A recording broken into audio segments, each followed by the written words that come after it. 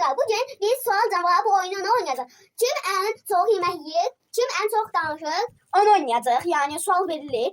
Başımızı belli edeceğiz. Birbirimizin başımızı. Şimdi oyuna başlayalım. Mama de. En çok kıskanç.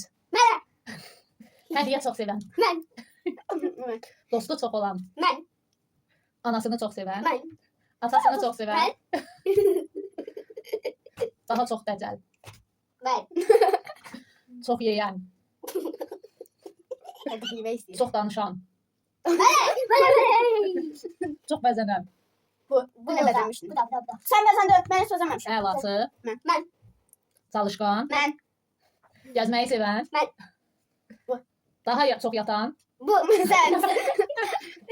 Tez yorulan. Ben. Bir de sen. Sen tez yorulmursan. Ben tez kaçıyorum diyene yorulurum. Ama yeriyende yorulmursan. Ben yeriyende yorulurum. En çok şokolad seven. Ona göre düşünüyorum çocukta. Söze bakmayan. Bu. Mm-mm. Aa sen. Ha. Televizora çok bakan. Ben. Telefona çok bakan. Bu. Bu da bakır. Bu da. Şimdi bəziləri də var dostlar. En çok video şekil çeken. Ay Osman da. Ben de. Kim daha çok resim çekmeyi sevir? Ben. Kim daha çok alışveriş etmeyi sevir? Ben. Yok. Yemek pişirmeyi bacaran. Yalan. Yumurta pişirebilir misin? Hiç pişireyim. En çok çay içen. Ha bu.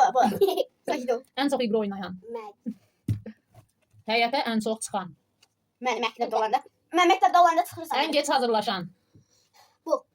En tez hazırlaşan.